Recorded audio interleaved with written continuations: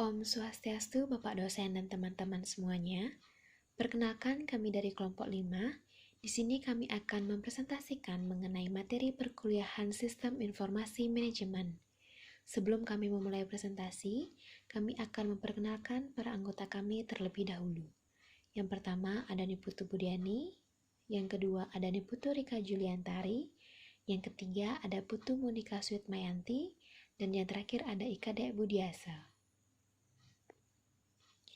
Adapun beberapa sub pembahasan yang akan kami bawakan, di antaranya, yang pertama mengenai organisasi data, yang kedua ada struktur base, yang ketiga menciptakan dan mengelola database, yang keempat mengenai pengelolaan database, dan yang kelima ada keuntungan dan kerugian DBMS. Materi pertama yaitu organisasi data. Dewasa ini, perusahaan membutuhkan jumlah input dan output yang sangat besar. Perusahaan menyimpan datanya yang cukup besar di sistem informasi berbasis komputernya, karena perusahaan tersebut melakukan begitu banyak transaksi bisnis. Agar dapat menggunakan data dan terhindar dari kekacauan, konsep data telah dipecah dan dikurangi menjadi konsep yang lebih kecil yang akan menyediakan balok-balok membangun yang dapat dikombinasikan untuk menghasilkan kembali data awal dalam suatu bentuk yang terorganisasi dan juga dapat diakses. Tujuan utama dari sistem informasi adalah penyediaan informasi untuk berbagai tujuan kegiatan manajerial dan penyediaan informasi yang dibutuhkan dalam berbagai tingkat operasi di dalam organisasi. Faktor yang terpenting mempengaruhi pengaksesan, pemanggilan, dan pemrosesan data adalah organisasi file data. Organisasi file data adalah penstrukturan file yang berisi data dan sistem alamat yang memudahkan pengaksesan dan penggantian data dari file data tersebut. Data bisnis secara tradisional telah diorganisasikan menjadi suatu hierarki yang terdiri dari 3 bagian, yaitu data field, catatan atau record, dan file. Data field adalah unit terkecil dari data. Record ataupun catatan adalah kumpulan dari data field yang berhubungan. Sedangkan file itu sendiri adalah suatu kumpulan catatan yang saling berhubungan. Sekian presentasi yang dapat saya bawakan. Untuk presentasi selanjutnya mengenai struktur database akan dibawakan oleh teman saya. Sekian dan terima kasih. Putu Monika Sweetmayanti nomor absen 26 akan melanjutkan presentase dengan topik struktur database. Jadi, pengertian struktur database atau struktur basis data adalah cara data diorganisasi agar pemrosesan data menjadi lebih efisien. Struktur ini kemudian diimplementasikan melalui suatu sistem manajemen basis data. Sistem manajemen basis data atau DBMS adalah suatu piranti lunak yang menyimpan struktur basis data, seperti data itu sendiri, hubungan di antara data di dalam basis data, nama-nama formulir, jenis-jenis data, angka di belakang desimal, jumlah karakter, nilai-nilai default, dan seluruh uraian file lainnya. Ada pembagian struktur database, ada 3. Yang pertama ada struktur database hierarkis. Jadi ini dibentuk oleh kelompok-kelompok data, subkelompok, dan beberapa subkelompok lagi. Seperti cabang dari sebuah pohon untuk mendapatkan sebuah record dari satu cabang ke cabang lainnya. Yang kedua ada struktur database jaringan. Struktur basis data jaringan ini dikembangkan untuk memungkinkan penarikan record-record tertentu. Setiap record dalam basis data dapat menunjuk ke semua record lain di dalam basis data. Ibaratnya seperti meloncat ke setiap cabang pada sebuah pohon.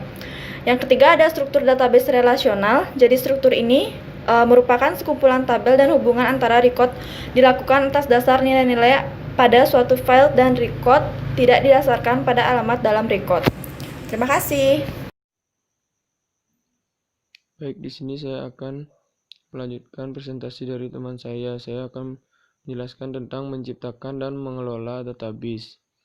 Menciptakan database ada 3 langkah. Yang pertama, menentukan kebutuhan data. Ada 2 pendekatan, yaitu yang pertama ada pendekatan berorientasi proses meliputi tentukan masalah, kenali keputusan yang diperlukan, deskripsikan kebutuhan informasi, tentukan pemrosesan yang diperlukan, tentukan kebutuhan data, spesifikasi data.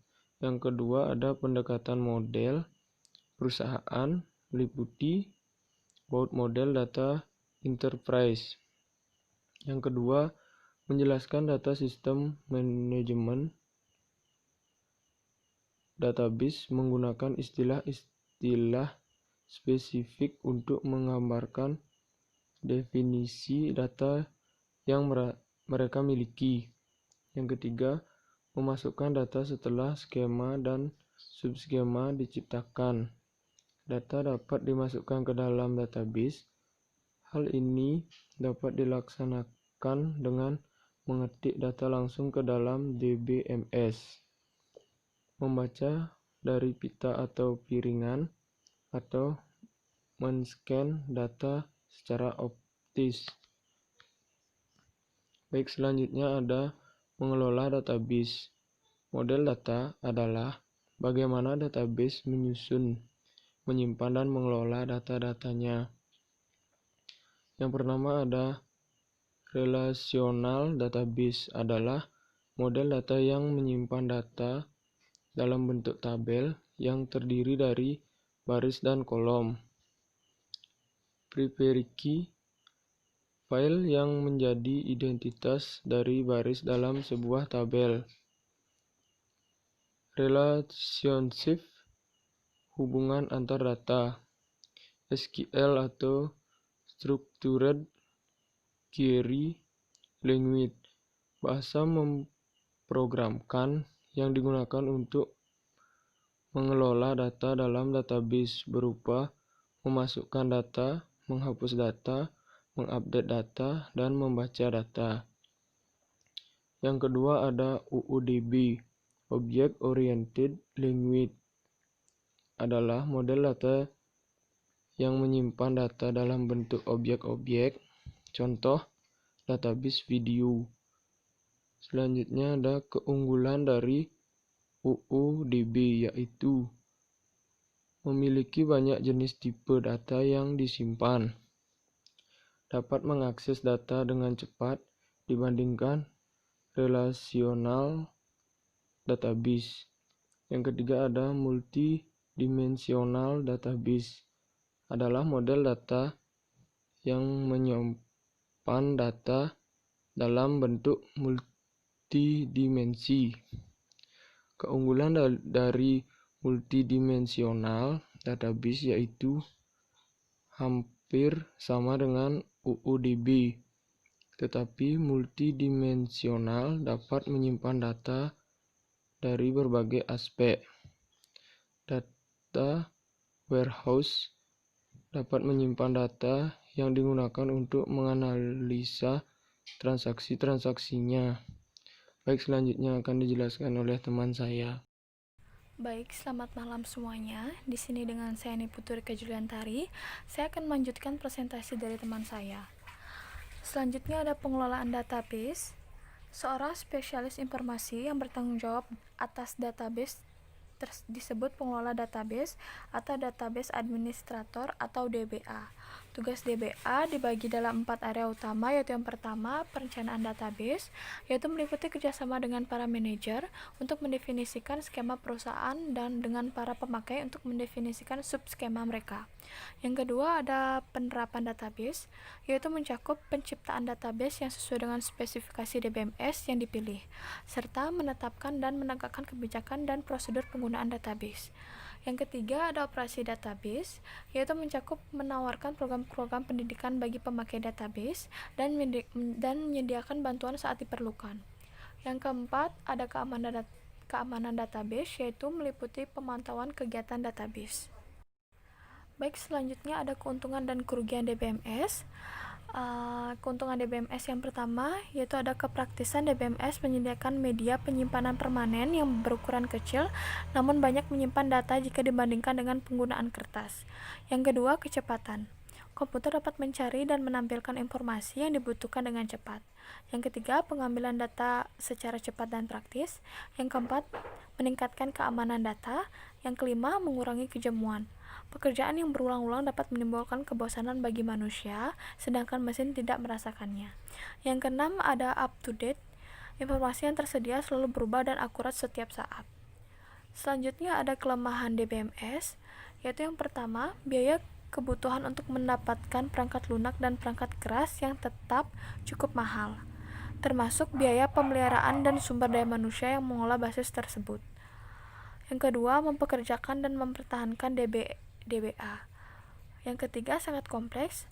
Sistem basis data lebih kompleks dibandingkan dengan proses berkas, sehingga dapat mudah terjadinya kesalahan dan semakin sulit dalam pemeliharaan data. Yang keempat, memerlukan suatu skill tertentu untuk bisa melakukan administrasi dan manajemen database agar dapat diperoleh struktur dan realisasi data yang optimal. Yang kelima, memerlukan kapasitas penyimpanan baik eksternal maupun internal memori agar DBMS dapat bekerja cepat dan efisien. Yang keenam, kebutuhan akan sumber daya resource biasanya cukup tinggi. Baik, sekian presentasi dari kami, kelompok 5. Kami ucapkan terima kasih dan selamat malam.